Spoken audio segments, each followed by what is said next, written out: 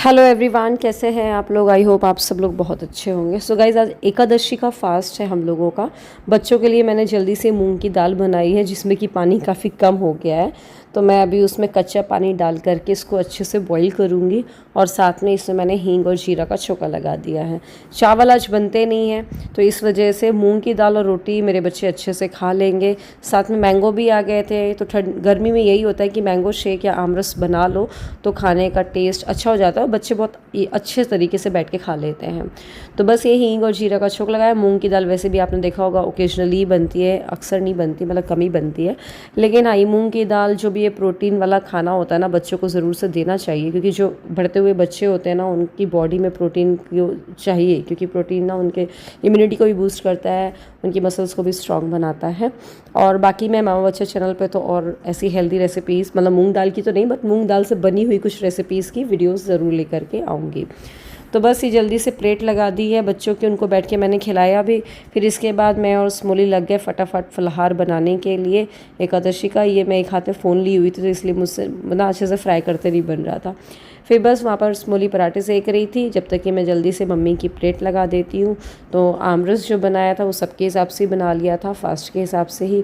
तो मम्मी को बस आलू की सब्ज़ी जो सिंपल इसको फ्राई करते हैं एकादशी में, ना इसमें जीरा डालते हैं हम लोग ना कुछ, बस सेंधा नमक, हरी मिर्च और काली मिर्च डाल सकते हो बस, और थोड़ा सा भून लिया था। इसको शुद्ध घी में ही भुना जाता है। और बस, और जो रोटी मतलब पराठे जो बन रहे हैं वो सिंघाड़े के आटे के पराठा, उसको ना अरबी में गूँथ लिया था और फिर उसके बाद इसको दिया।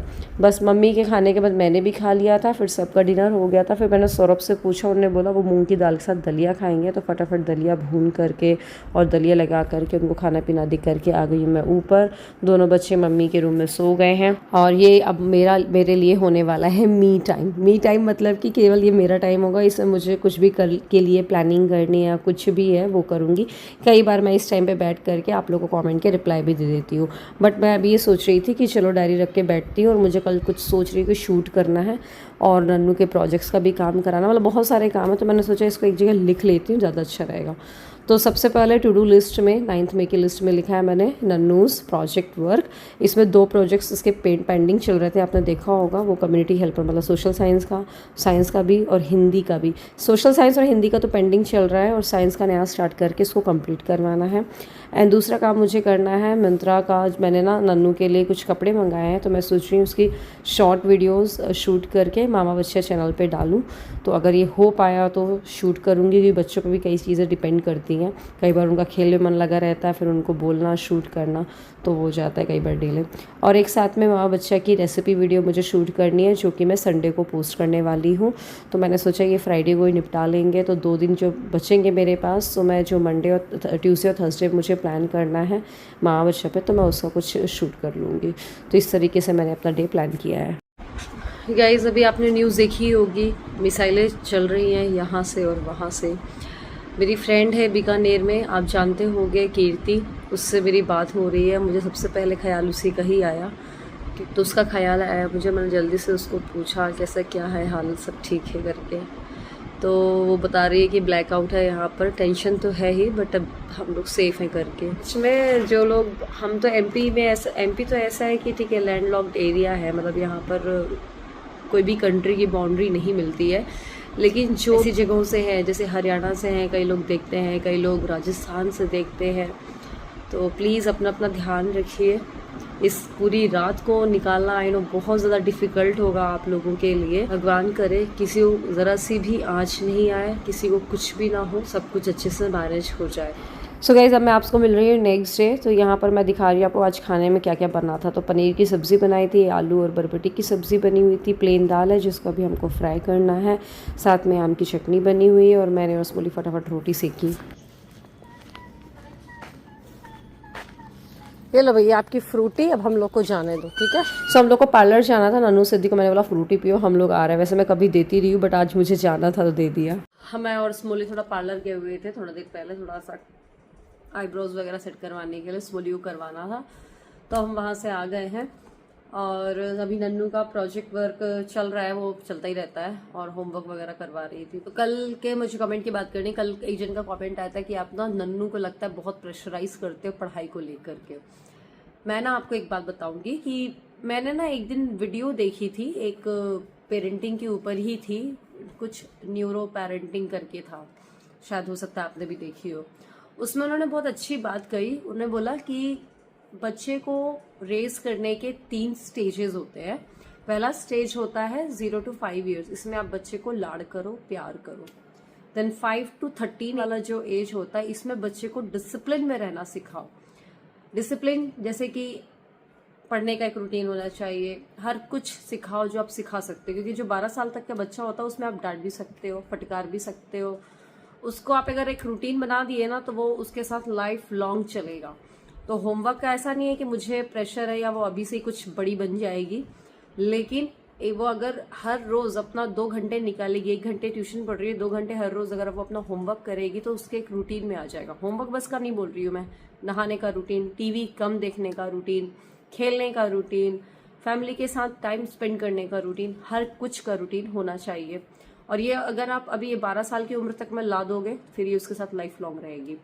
फिर उसमें था कि 13 साल के बाद बच्चे के साथ आपको फ्रेंड बन के रहना है। अगर आपने 12 साल की उम्र तक में, मुझे ऐसा लगता है 12 साल तक की उम्र तक में अगर आपने डिसिप्लिन में रहना नहीं सिखाया बच्चे को, तो फिर 13 में अब आजकल के बच्चों को संभालना बहुत मुश्किल हो जाएगा। तो ऐसा नहीं है कि मैं प्रेशराइज कर रही हूँ उनको होमवर्क के लिए या किसी भी चीज के लिए, बट मेरा ये रहता है कि अगर आपको 24 घंटे हैं तो उसमें 24 घंटे में आप थोड़ा थोड़ा टाइम स्लॉट हर कुछ के लिए बांट लो, हर कुछ के लिए डिवाइड कर लो।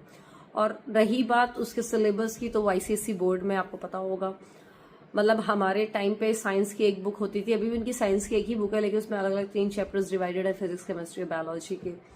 हम लोग के टाइम पे सोशल साइंस शायद 6 क्लास में आई थी, उनकी सोशल स्टडीज अभी से स्टार्ट हो चुकी है, उसमें भी अलग अलग चैप्टर्स है, ज्योग्राफी अलग, हिस्ट्री अलग, इकोनॉमिक्स अलग। तो भाई हमारे टाइम की पढ़ाई और आपके टाइम की पढ़ाई में बहुत फर्क है, बहुत वास्ट सिलेबस हो चुका है। और ऐसा नहीं है कि मैं अभी से पढ़ा के उसको बिल्कुल IAS ऑफिसर ही बन जाएगी, बट ये है कि वो डिसिप्लिन में रहना सीखेगी। फिर जब स्कूल ओपन होंगे, अभी वो टच में नहीं रहेगा तो सब कुछ फिर व्यर्थ हो जाएगा, जो भी 15-20 दिन का, 1 महीने का सेशन जो हुआ है स्कूल में। और एग्जाम और सेशन स्टार्ट होगा ना, सेशन स्टार्ट होते साथ ही उनके यूनिट टेस्ट स्टार्ट हो जाएंगे, जिनके उनके मार्क्स ऐड होते हैं।